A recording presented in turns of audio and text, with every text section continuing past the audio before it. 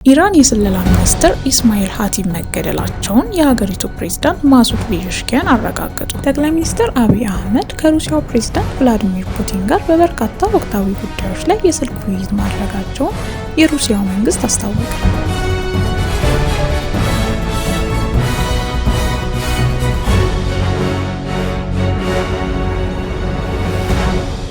እስራኤል ትላንት ምሽት በፈጸመችው ጥቃት ከፍተኛ የደህንነት ኃላፊ የሆኑትን ሀቲብን መግደሏን ገልጻ ነበር። የኢራኑ ፕሬዝዳንት ከሰዓታት በኋላ በኤክስ ገጻቸው ባሰፈሩት ጽሑፍ የስለላ ሚኒስትሩንና ሌሎች ኃላፊዎች የፈሪ ግድያ እንደተፈጸመባቸው ገልጸዋል። ፕሬዝዳንቱ ውድ ባልደረቦቼ እስማኤል ሀቲብ አሊ ላርጃኒ ናስራዛዴ እንዲሁም የተወሰኑ የቤተሰቦች አባላትና አብሯቸው የነበሩ ቡድኖች ላይ የተፈጸመው የፈሪ ግድያ ሀዘን ላይ ጥሎናል ብለዋል።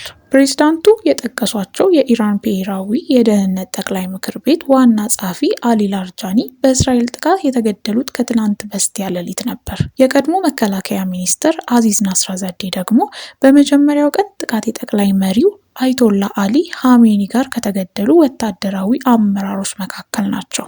በኢራን ድብደባ ፓሪስ የጋዝ ማምረቻ ስፍራ የሚገኘው የፔትሮኬሚካል ተቋም የአየር ድብደባ እንደተፈጸመበት ከእስላማዊ አብዮታዊ ዘብ ጋር ግንኙነት ያለው ታስኒም የዜና ወኪል ዘገበ። ኳታር እስራኤል በተፈጥሮ ጋዝ ማምረቻ ስፍራ ላይ የፈጸመችው ጥቃት አደገኛና ኃላፊነት የጎደለው ስትል ኮንናለች።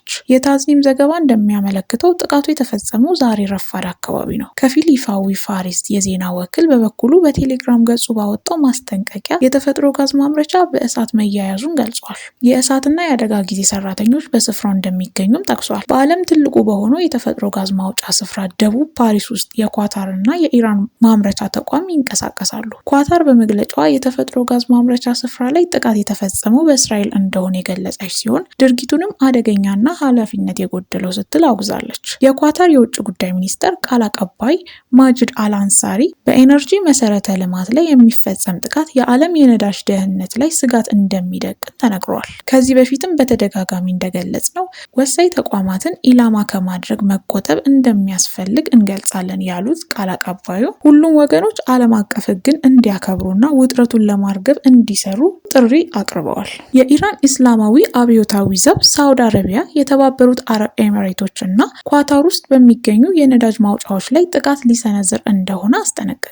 በዚህም ምክንያት በባህረ ሰላጤው አካባቢ ባሉ የነዳጅ ማምረቻ ተቋማት ውስጥ እና በዙሪያቸው የሚገኙ ሰዎች ለቀው እንዲወጡ ትዕዛዝ አስተላልፈዋል። ከአብዮታዊው ዘብ ጋር ግንኙነት ያለው ታሳኒም የዜና ወኪል በቴሌግራም ገጹ ላይ አስቸኳይ ማስጠንቀቂያ በሚል ባወጣው መልእክት ዜጎችና ነዋሪዎች በዝርዝር ካስቀመጧቸው የነዳጅ ማዕከላት አቅራቢያ እንዲርቁ አዟል። ሳምሪፍ የነዳጅ ማጣሪያ ሳውዲ አረቢያ፣ አልጄቢል ፔትሮኬሚካል ማምረቻ እና ማሳይድ ኩባንያ ሳውዲ አረቢያ፣ አልሆሳን የጋዝ ማውጫ ቦታ የተባበሩት አረብ ኤሚሬትስ፣ ራስ ላፋን የነዳጅ ማጣሪያ ኳታር። መግለጫው እነዚህን የነዳጅ ማዕከላት ቀጥተኛና ተገቢ ኢላማዎች በመሆናቸው በሚቀጥሉት ሰዓታት ውስጥ ጥቃት ይፈጸምባቸዋል። ስለዚህም ሁሉም ዜጎች፣ ነዋሪዎችና ሰራተኞች በአስቸኳይ ከነዚህ አካባቢዎች ለቀው በመውጣት ሳይዘገዩ ደህንነቱን ወደተጠበቀ ርቀት እንዲሄዱ ተጠይቋል ብለዋል። ማክሰኞ ዕለት በእስራኤል ጥቃት በተገደሉት የኢራን ብሔራዊ የደህንነት ጠቅላይ ምክር ቤት ዋና ጸሐፊ አሊ ላሪጃኒ የሽኝት ስነ ስርዓት ላይ ከፍተኛ ቁጥር ያለው ህዝብ መገኘቱን ከቴሄራን የሚወጡ መረጃዎች አመለከቱ። በኢራን መንግስት ውስጥ ከፍተኛ ተሰሚነት ከነበራቸው ላሪጃኒ በተጨማሪ በተመሳሳይ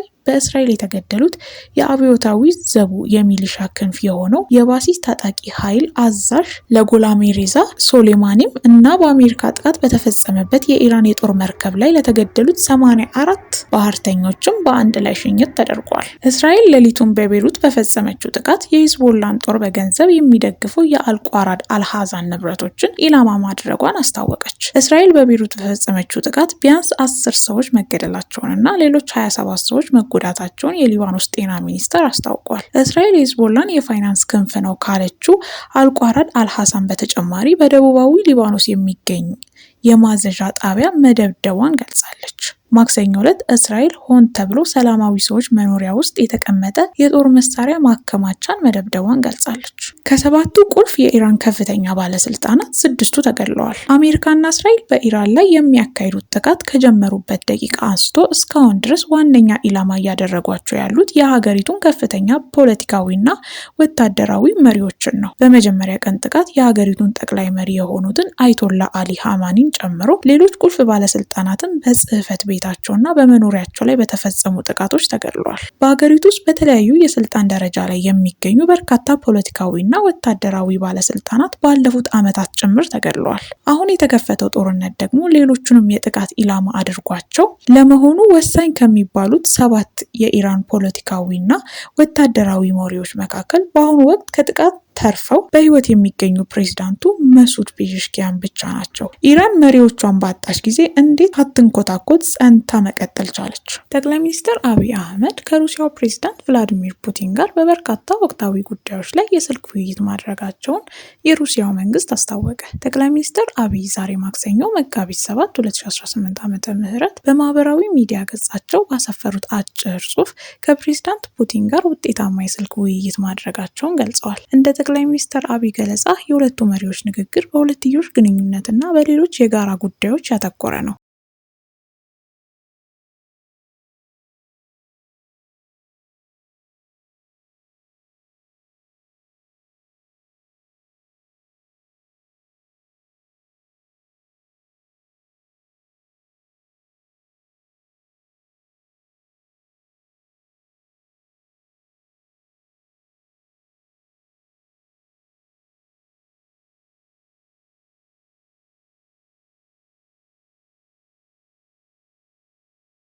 ንጹህ ኃይል ምንጭ የሚውል የጋራ የኒውክሌር ኃይል ማመንጫ የማልማት ስምምነቶች እንደሆነ ተገልጾ ነበር። የኃይል ማመንጫ ግብርና፣ የጤና ጥበቃ ልማትና የመከላከያ ትብብርን የተመለከቱ ጉዳዮች ላይ ውይይት አድርገዋል። በመስከረሙ ጉዞ ስምምነት ላይ የተደረሰባቸውን ጉዳዮች የተከተለው የዛሬው የሁለቱ መሪዎች ውይይትም ከፖለቲካ፣ ከንግድና ከኢኮኖሚ እንዲሁም ከሰብአዊ ዘርፎች ጋር የተያያዙ የሁለትዮሽ ትብብር መስኮች እንደተነሱበትም ገልጸዋል። በክሬምሊን መግለጫ ሁለቱ ወገኖች የሩሲያና የኢትዮጵያን በወዳጅነት የተሞላ ግንኙነት ለማጠናከር እንዲሁም በሚመለከታቸው ሚኒስቴር መስሪያ ቤቶች እና ተቋማት መካከል ያለውን ግንኙነት ለማጠናከር ያላቸው ቁርጠኝነት በድጋሚ አረጋግጠዋል ይላል። በተጨማሪም ፕሬዝዳንት ፑቲን 81 ሰዎች እንደሞቱ በተረጋገጠበትና በአጠቃላይ 125 ሰዎች በጠፉበት የጋሞ ዞን የመሬት መንሸራተት አደጋ የተሰማቸውን ሐዘን ለጠቅላይ ሚኒስትር አብይ እንደገለጹላቸው ጽሕፈት ቤታቸው አስታውቋል። ሩሲያና ኢትዮጵያ ወደ 130 ዓመታት የሚጠጋ